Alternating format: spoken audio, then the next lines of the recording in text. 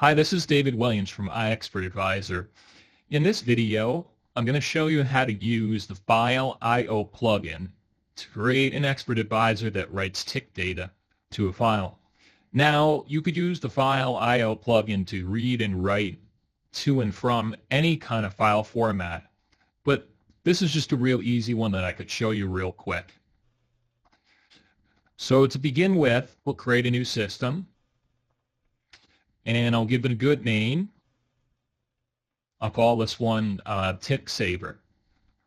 Hit OK, and this will create a single drawing.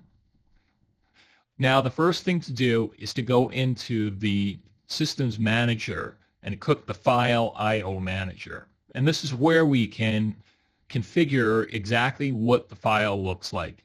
And there are some other parameters as well. So the file format is a text file.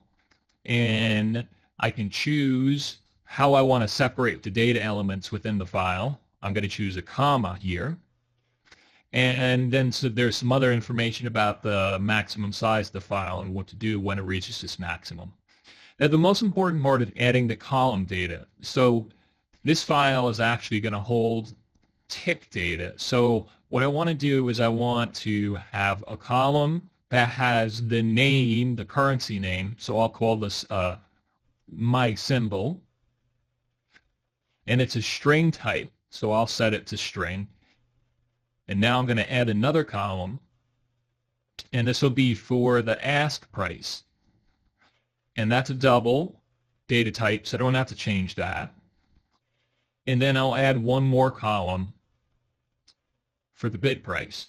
And now I could keep doing this. I could add the close price to open price. I could save all the prices here, but for this video, I'll just do those. So that defines the format of our file. And when we use the functions within VTS to write the file, it is going to write in that format. It's going to write on every line the symbol, the bid price, and the ask price. So that actually is the hard part. Now we go over into the toolbox. And what I'm going to do is I'm going to grab a variable to hold the name of the file. And the reason I do this is so you just have to define the name of the file in one spot only. Now, my name is taken. And I'll call it tick file name, and then I'll define the value. So this is what the file is actually going to be named. I'll call it tickdata.txt. And so that could be a text file. Actually, you can name the file anything you want. It could be a text file. It could be what we call comma-separated file, CSV. And I'll show you later what that means. So now we have a variable that holds the file name. Now all we have to do is go into the Functions toolbox, into the File I/O section, and I'm going to pull out a function called fn file write. Now this is going to write to the file format that we defined, and it's going to write to this file. I'm going to call it, going to choose the variable which is tick file name. And so what happens here automatically when you define in the File I/O configuration the columns of data, they appear automatically as parameters in this function. And so you see that's exactly the way we define the my symbol, my ask price, and my bid price. And so now we just configure this like any other function in VTS where we'll choose values for those parameters. Now, the values I'm going to choose are actual MQL built-in variables. This one is symbol, so that will always write the name of the currency symbol. And then ask and bid are both built-in price variables. Now on every tick, file write is going to be called, and it'll write a line to the file with the symbol name, the bid price, and the ask price. So now we'll go ahead and build this.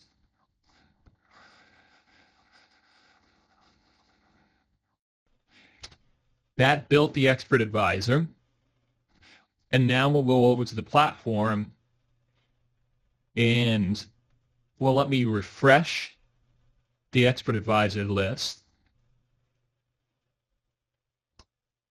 And then I'll go ahead and we'll attach the expert advisor to this chart.